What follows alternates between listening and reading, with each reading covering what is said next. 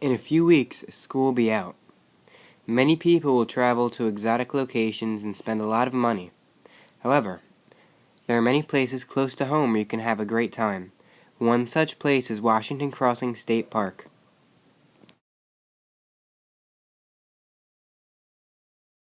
The state park covers 3,575 acres and has over 15 miles of trails. They can be used for hiking, biking, horseback riding, and many more fun activities. The park is really beautiful, and it's nice to go there with family or friends or even just by yourself and escape the stresses of city living. In fact, a new study published in the British Journal of Sports Medicine, done by researchers at Heriot-Watt University in Edinburgh and the University of Edinburgh, proved this point. The researchers got 12 healthy volunteers to attach a device to their head that would measure their brainwaves and wirelessly send them to a backpack they had on.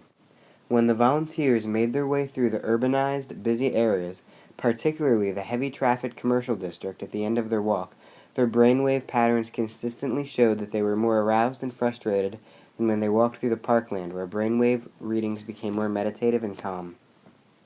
However, this doesn't mean that when we're in nature our brains don't pay attention. They still do.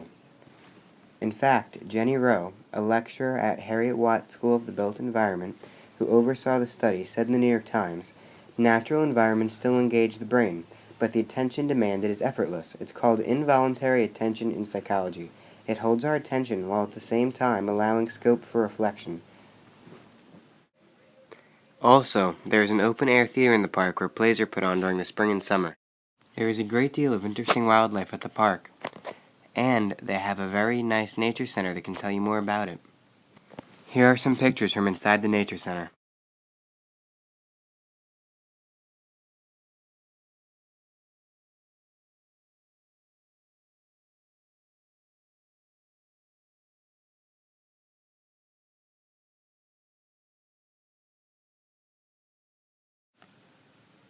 One really cool exhibit they have is all about bees. Here's a close-up view.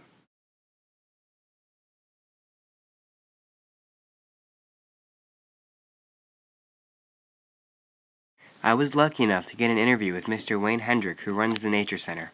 I'm here with Ranger Wayne at the Washington Crossing Park Nature Center. Could you introduce yourself and tell us a little bit about what you do? Yeah, sure. My name is Wayne Hendrick. I am the park naturalist at Washington Crossing State Park. I run the Nature Center. And we do a variety of programs here, from pond, river, and stream studies to trail hikes, rope bridge activities, natural resource conservation, insect programs.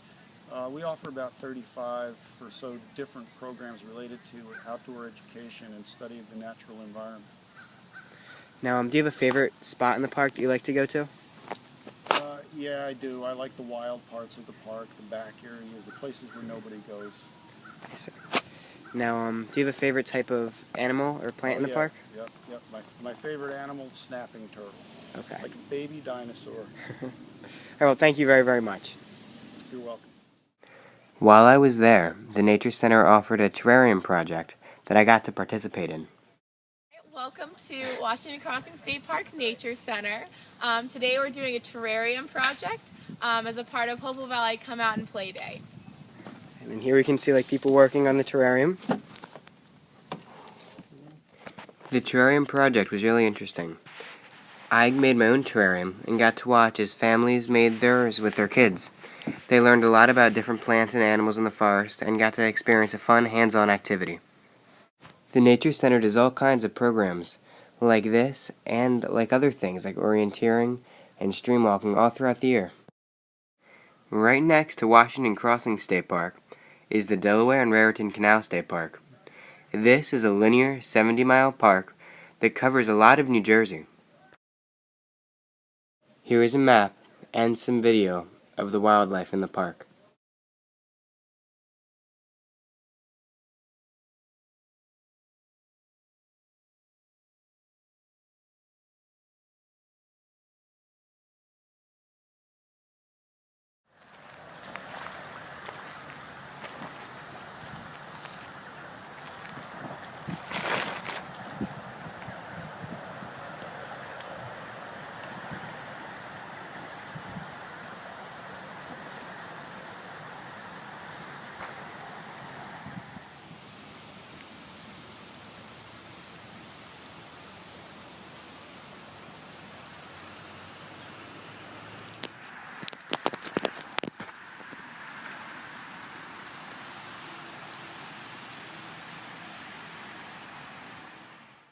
One amenity it has in the park near us is a fitness circuit.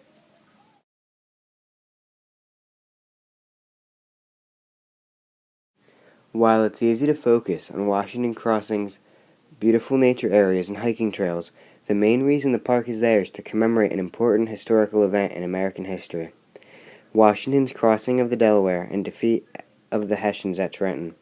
They have a beautiful museum there and very knowledgeable people. I got an interview with one of them. I'm David Piegaro here with Clay Craighead at Washington Crossing Park. So can you introduce yourself a little bit and tell us something about the park? Yeah, sure. I've been here 25 years. My title for the state is Resource Interpretive Specialist, which is basically interpreting the Revolutionary War. We have a Revolutionary War museum here. I'm also the curator of the museum as well. But primarily we interpret our story, the Christmas night crossing of the Delaware in 1776, and the subsequent battle victory at Trenton, which is an extremely important victory for General Washington and the Continental Army. It's seen as a turning point during the Revolution. General Washington had been losing all the battles. Here he finally won one at Trenton, so it was a big morale boost, confidence building victory early in What was the city of Trenton like in Revolutionary America? Well, it's our state capital today. Back in 1776, it was, I won't say insignificant, but a much smaller village. The Hessians who occupied Trenton, and there's some good diaries and accounts. One of them mentions it's about 100 buildings. So it's a small river village. The Hessians had moved into the abandoned homes. Most of the Patriots had fled. And so another one of the Hessians who wrote about it said, we occupy bare walls. So all the Patriots had packed up their valuables and had fled. And then the Hessians just moved into the empty homes. They weren't in a comfortable situation. They're on the front line. The Americans were right across the river. About 1,400 Hessians occupied Trenton. So if you average it out, that's 14 men to a structure. Now there's some churches where a lot more men could have stayed. But as I like to explain, they weren't in a party mood. They didn't have a comfortable bed for each of the men. And one of the biggest myths in probably American history is the myth that they were all celebrating Christmas and drinking and hung over and caught off guard. That's a myth. There's no evidence to support it. But Hollywood perpetuates that. Even some of our textbooks repeat that story. But there's no evidence to support it. And, we don't believe that was the case. Overall, Washington Crossing and the Delaware and Raritan Canal Path are great places. They are beautiful places to be with nature and are both rich in history.